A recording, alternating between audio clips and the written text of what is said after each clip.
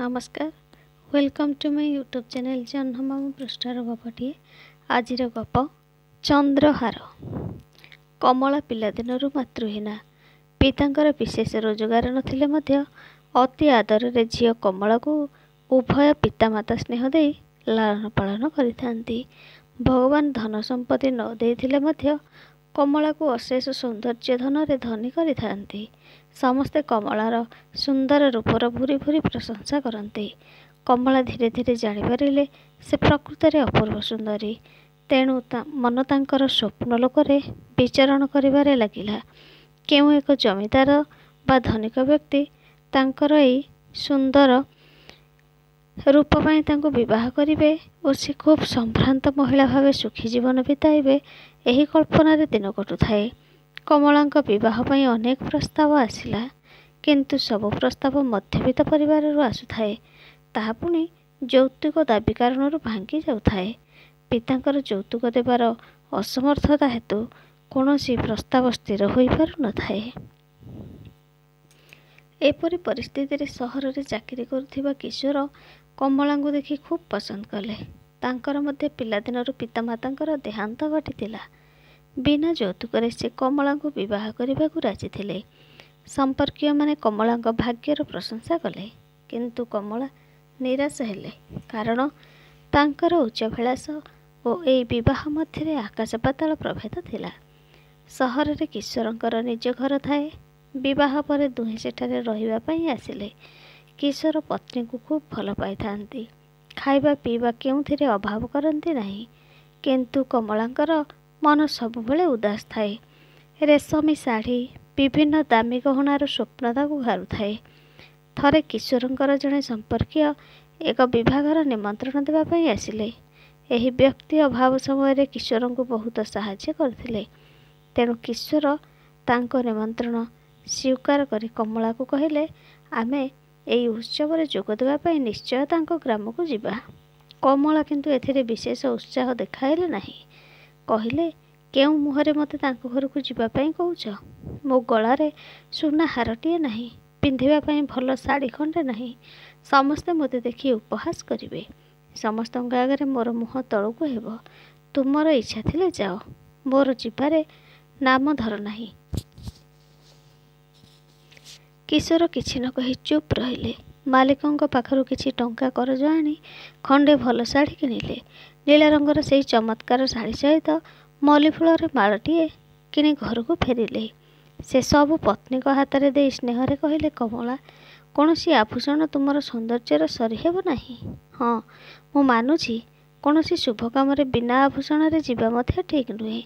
तुमे गोटे काम कर, आम पड़ोशी घर भौणी चंद्रकांतांकर अनेक सुना गहना रही। आमे तो 2-3 दिन मध्य फेरी आसीबा। तेणु तुमे तांकठारु सुनाहारटीए मागी आनी पिंधिब। आमे आसिले फेराई देबा। कमला आंतरिक इच्छा नथिले मध्य चंद्रकांता को उधार सूत्र रे सुनाहार मागिले। चंद्रकांता निजर गहना बाक्स खोली कमला निज पसंदर हारटीए बाछि नेबाकू कहले। कमला को चंद्रहार खूब पसंद हैला। 2-3 दिन पर फेराइबे बोली कथा दे हारटी आनिले। 3 घंटार यात्रा पर से माने बंधु घरे पहुँचिले। परदिन विवाह अनुष्ठित हैला। सकाळु कमला स्नान करी नुआ शाढ़ी पिंधिले और मागी आनिथिबा सुनाहार बेकरे पकाइले। मल्ली फूलर मालारे निज जुड़ा को बेस सुंदर भावे सजेइले। सहजरे से खूब सुंदरी। एही सबु बेस आभूषण तांको सौंदर्य को बहुगुणित कला। विवाह उत्सव को आसुथिबा सबु लोकंकर आकर्षणर केन्द्रबिंदु थिले कमला। यह जानिपारी कमलांकर खुशीर सीमा रहु न थाए। विवाहर परदिन पति पत्नी सहर फेरी आसिले। चंद्रकांतांग चंद्रहार फेराई देवा पई कमला निज बाक्स खोलिले। मात्र हारटी न पाई से चित्कार करी उठिले। कमला मने पकाइले, विवाह उत्सव रे संध्या समय से हारटी बेकरू काढ़ी बाक्स रे रखी चाबी पकाइथिले, किंतु हारटी एबे मिलु नाही। किशोर पत्नी को चित्कार सुनी घटना कौन बुझिले। से कमला को सांत्वना देई कहले, विवाह उत्सव रे जोग देवा पई आसिथिबा एते लोकଙ୍କ मध्यरु किए ए चोरी करिछि जानिबार उपाय किछि नाही। एबे आमे चंद्रकांता को କ'ଣ କହିବା?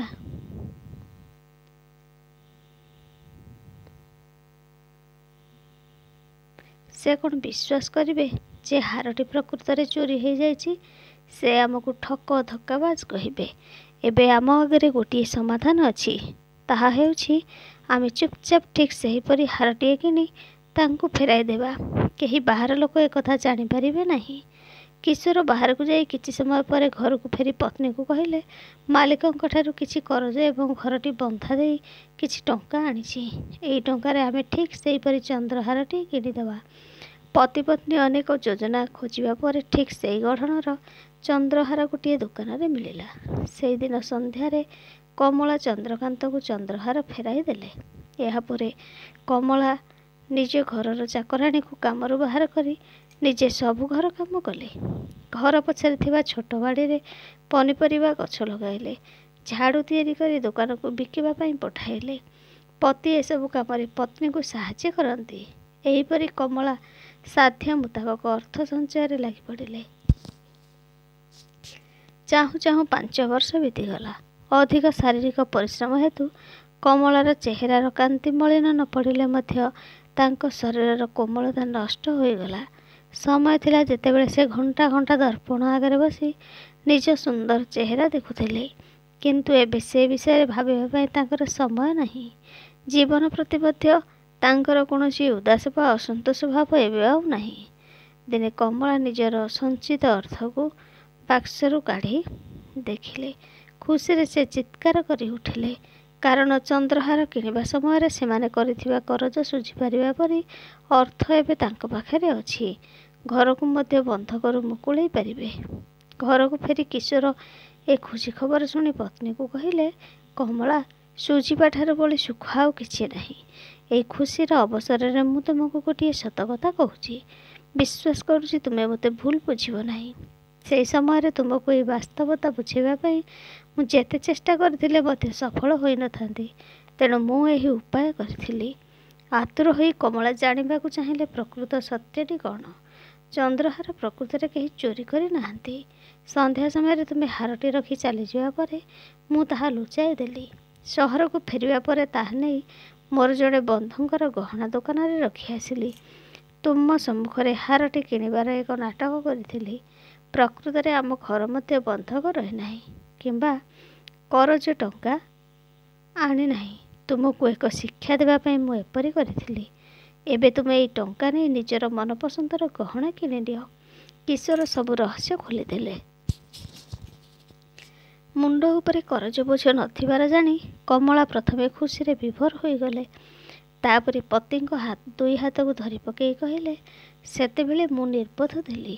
ନିଜ ସୌନ୍ଦର୍ଯ୍ୟର ଅହଙ୍କାରରେ ଅନ୍ଧ ଥିଲି। ଭଗବାନଙ୍କ ପ୍ରଦତ୍ତ ଏହି ସୌନ୍ଦର୍ଯ୍ୟ ଶାରୀରିକ ଶ୍ରମ ଦ୍ୱାରା ଅଧିକ ସୁସ୍ଥ ଓ ଦୀର୍ଘସ୍ଥାୟୀ ରହିବ। ସେଥିପାଇଁ ଦାମୀ ଶାଢ଼ୀ, ଚକଚକିଆ ଗହଣାର ବା ଦରକାର କ'ଣ? ଆମେ ଏହି ଅର୍ଥରେ ଗୋଟିଏ ଛୋଟ ନଡ଼ିଆ ବଗିଚା କିଣିବା। ତୁମେ ସାହୁକାରଙ୍କ ଚାକିରି ଛାଡ଼ିଦିଏ ନଡ଼ିଆ ବଗିଚାର ଦେଖାଶୁଣା କରିବ। କିଛି ସ୍ୱାଧୀନ ବ୍ୟବସାୟ କରିବ। ମୁଁ ତୁମକୁ ସାହାଯ୍ୟ କରିବି।